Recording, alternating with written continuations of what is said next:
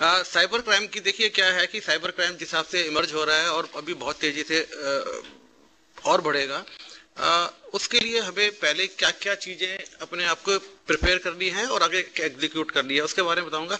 सबसे बड़ी प्रॉब्लम क्या आ रही है कि अभी हम डिजिटली अवेयर नहीं है।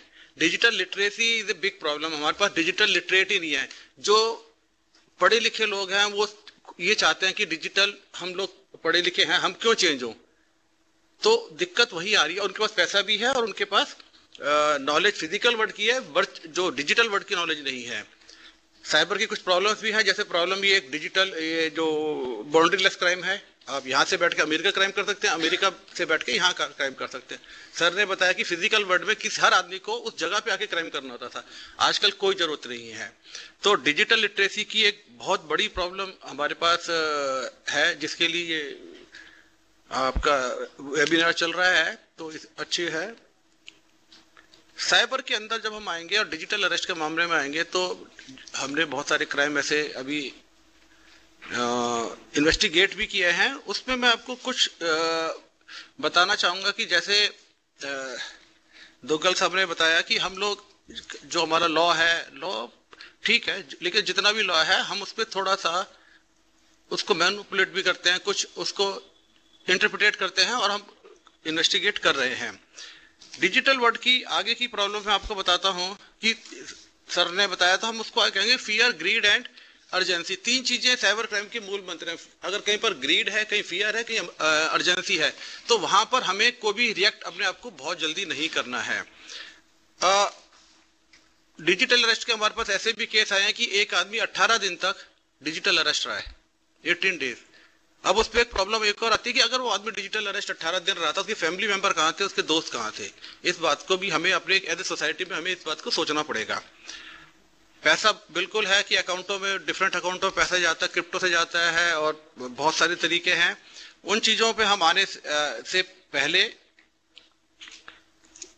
ये आप इसमें एक स्लाइड है, मैं आपको बताना चाहूंगा कि जो टेक्निकल फील्ड के लोग हैं, लॉयर्स हैं, हर फील्ड के लोग हमने डिजिटली अरेस्ट देखे हैं। जो 20-22 साल के बच्चे हैं वो भी डिजिटली अरेस्ट हुए हैं। जो 70-75 साल के पढ़े लिखे सीनियर ब्यूरोक्रेट, सीनियर आपको डॉक्टर्स, इंजीनियर, लॉयर्स, सब लोग अरेस्ट हुए हैं, डिजिटल अरेस्ट हुए हैं। उसका एक ही रीजन था, सबसे पहली वजह से कि they are not digitally aware. Digitally knowledge, जो उनको डिजिटली अवेयर होना चाहिए, डिजिटल लिटरेसी है, उनको उसका ज्ञान नहीं है। फिजिकल वर्ल्ड और डिजिटल वर्ल्ड हमेशा बहुत अलग तरीके से काम करता है। और आगे इसका आगे करते रहिए। अभी ये बिल्कुल सही है, जैसे सर ने बताया था, नूतन साहब ने, कि डिजिटल अरेस्ट, अगर मैं बताऊं तो डिजिटल अरेस्ट नाम की कोई चीज नहीं है।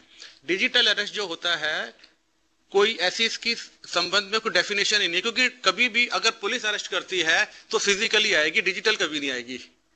तो जो चीज है ही नहीं, उसका डर दिखाकर भी लोगों को चीट किया जा रहा है। तो आप ये देखेंगे कि अगर जो चीज है नहीं, इसके लिए हमें जो साइबर वर्ल्ड में सबसे जो इंपॉर्टेंट चीज है कि हमें जीरो ट्रस्ट पॉलिसी अपनानी है।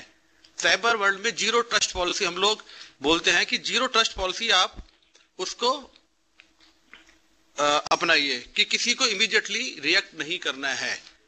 जहां फियर, ग्रीड एंड अर्जेंसी हो, तो वहां पर आपको जीरो ट्रस्ट दिखाना है। किसी से आपको आगे नहीं बता रहा है। इसमें कई तरह के फ्रॉड मैं आपको बताता हूं, कि जैसे आजकल कि आपका कोरियर पकड़ा गया है, आपको ट्राई की तरफ से बोल रहे हैं, आपका नंबर पे कोई सस्पिशियस एक्टिविटीज हैं, आपने कोई पॉर्न साइट देख ली है, आपका कोई आरबीआई से बोल रहे हैं, सीबीआई से बोल रहे हैं। तो ये सब चीजें हैं, कभी भी इस तरह के नोटिस इस तरह के डिजिटल वर्ल्ड में नहीं आते हैं, डिजिटल फॉर्म में नहीं आते। अगर आते हैं तो आपको सबसे अच्छा तरीका है, आप जाइए और आप जाकर लोकल पुलिस स्टेशन है, उनकी आप हेल्प ले सकते हैं कि हमारे को ऐसा आया है, वो वेरीफाई हो जाते हैं। तो इसलिए बहुत ज्यादा इन चीजों से डरना नहीं है। सिर्फ एक ही आपको ध्यान रखना है कि आपको इमीडिएटली जाकर किसी ना किसी से फिजिकल वर्ल्ड में उसको डिस्कस करना है, डिजिटली उस चीज को नहीं मानना है। तो ये एक हमारे पास रहा था। आपने नूतन साहब ने बताया कि अपना डाटा कभी मत शेयर करिए।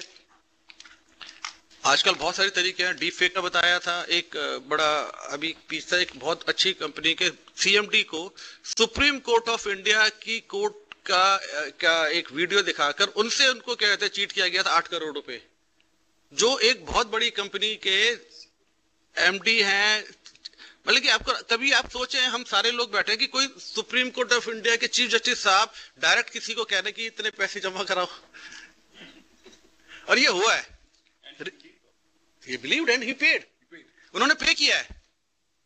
सो ये है एआई जनरेटेड वीडियो, सर ने बताया, बहुत सारे हैं। कई बार ये भी देखा गया है कि ईमेल आपकी किसी गवर्नमेंट ऑफिशियल की ईमेल हैक करके उससे भेजे गए हैं।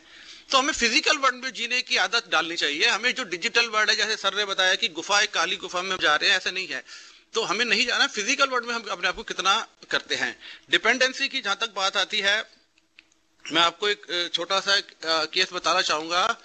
एक यूएस का केस है, एक बच्चे ने एआई character.ai, अगर आप देखेंगे मिल जाएगा, उसको इतना अपना दोस्त बना लिया, वो सारे काम उसी से करता, बातचीत करता, उससे होमवर्क कराता, सब कुछ दोस्त बन गया। धीरे धीरे वो इतना ज्यादा उससे अटैच हो गया, और कैरेक्टर जो ये एआई था इतना ज्यादा उससे परेशान भी हो गया कि उसने जाके बोल दिया कि भाई आप जाइए, आप मर जाओ, आपने दुनिया में कहते हैं आप धब्बा हो, इस नाम पर सोसाइटी पे धब्बा, उसको बच्चे को एआई ने बोला।